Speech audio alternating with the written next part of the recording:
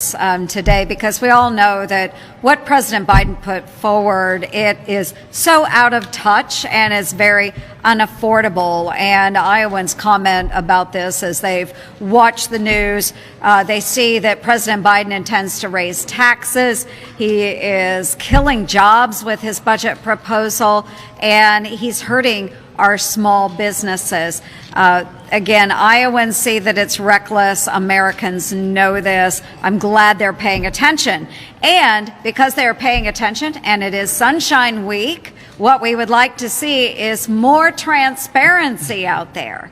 And we need President Biden to fully explain the budget that he's put forward. But beyond that, I'm forcing our federal agencies to put a public price tag on all of the taxpayer-funded projects. All of us are paying for these projects, and you've heard about some of them out there. You know, the old adage of shrimp on a treadmill, or pampering your kitties. Whatever experimentation the federal government is doing, whatever projects they are working on, the public needs to know about it, and they need to know how much of their hard-earned dollars are going to those projects. So again, we need to shine light on these projects that are out there. It is Sunshine Week. We need more transparency within our federal government. Let's start today, folks, and let's get a little accountability out there. Well, thank you all for being here. I would like to add to what Senator Thune said about all of our thoughts and how much we miss our leader, Senator McConnell. I would like to say we miss having Senator Barrasso with us here today. He, as many of you know, has health issues within his family, so please offer him up in your thoughts and prayers during this time, and his family. And as Joni said, a budget is a set of priorities. Whether it's debt on arrival or in some form or fashion, it is a reflection of what the president really and where he puts his emphasis. John mentioned the IRS. I'm going to mention the 19% increase in the EPA and the 1% cut in Homeland Security. There's a cut in small business. There's a cut in transportation. These are what the president's priorities are. He's prioritizing through not just the dollar figures, but the rhetoric contained within the summary. So if you look at the summary of the budget, which is what we were looking at last week, one of the priorities that I have, and we all have, and we should all have as a nation, is to stop the flow of fentanyl and all the deaths that are causing. In my state of West Virginia, 1,100 people died from fentanyl overdoses. Good morning, friends. Happy Thursday to all of you. There is a new fourth stimulus check update, and more checks have been approved. Checks worth as much as $1,000 are set to be finalized and deposited in just a few weeks.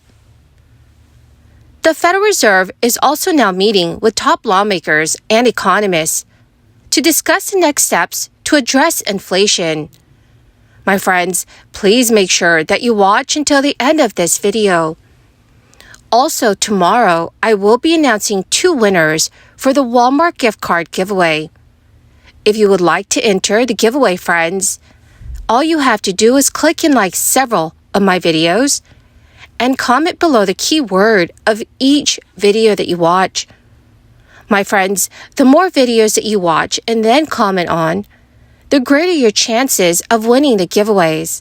There is less than 1 week left in New Mexico's 2023 legislative session, and lawmakers are ramping up their efforts towards crucial bills. One piece of legislation made some major progress this past weekend. House Bill 547 is a tax reform package that would provide a lot of relief for working New Mexico residents. It would also make the state's tax code more equitable and supply incentives. This is an initiative Democratic Representative Derek Lente said is needed, and he is just one of the bill's sponsors. Representative Lente said, "It reflects the best parts of New Mexico and the best parts of the people that live in our state." The package includes several factors, from dropping the personal income tax rate to increasing child tax credits. However, the legislation would also give out another round of rebate checks to residents who paid state income tax in 2021.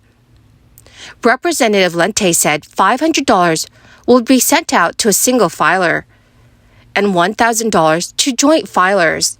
He also added, because of graduated tax scale in the state of New Mexico, it will now show that every single taxpayer in the state will see a tax deduction, which is huge for this time in the state where we are seeing record revenue surpluses. The bill is now one step closer to becoming law. It passed the House of Representatives floor with bipartisan support on Sunday, with a 50-18 vote. The package is now expected to go through a Senate committee before it heads to the Senate floor. And once passed, it would then head to Governor Michelle Lujan Grissom's desk for a signature. Representative Lente said he was ready for some change. He said, "I have no reason to question that we will lose any further momentum on this bill, either if you're a Republican or a Democrat, because it has so many great features." So friends, should more states and cities provide their residents with more financial aid? Please let me know what your thoughts are in the comment section below. Wholesale price increases in the United States have slowed sharply last month, as food and energy costs have declined. This is a sign that the inflationary pressures may be easing, as the Federal Reserve considers whether to keep raising interest rates to fight higher prices. From January to February, the government's Producer Price Index fell 0.1%, after a 0.3% rise from December to January. Compared with 1 year ago, wholesale prices rose 4.6%. That is a big drop from the 5.7% annual increase in January. A significant driver of last month's wholesale inflation slowdown was a huge drop in the prices of eggs, which had plummeted 36.1% just in February. Egg prices had previously surged after a widespread outbreak of avian flu. Energy prices dropped 0.2%, with the cost of heating oil, natural gas, and diesel fuel all declining. Also, food prices sank 2.2% from January to February. That is a third straight monthly decline and the sharpest since June 2020. That big drop suggests that grocery store prices, which have been growing at a slower pace, may ease further in the next coming months. But the failure of two large banks since Friday has raised some fears about financial instability and has complicated the Fed's upcoming decisions about how high and how fast to raise interest rates to fight inflation. Despite chronically high inflation, some economists expect the central bank to suspend its year-long streak of interest rate hikes when they meet next week.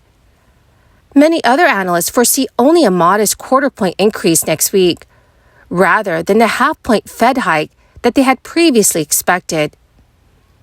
The Fed, for now, may focus on boosting confidence in the financial system before it resumes its long-term drive to tame inflation.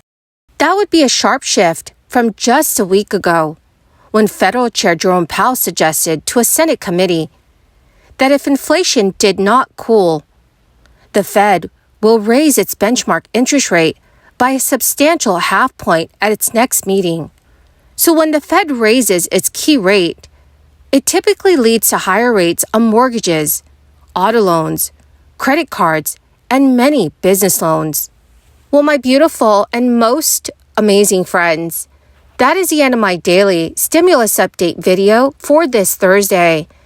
Thank you so much, friends, for being part of this community and for joining me here every single day. If you would like to enter tomorrow's Walmart gift card giveaway, please click and like several of my videos and then comment below the keyword of each video that you watch. My dear friends, the more videos that you comment on, the greater your chances of winning the weekly giveaways. Thank you and have a wonderful and very blessed Thursday.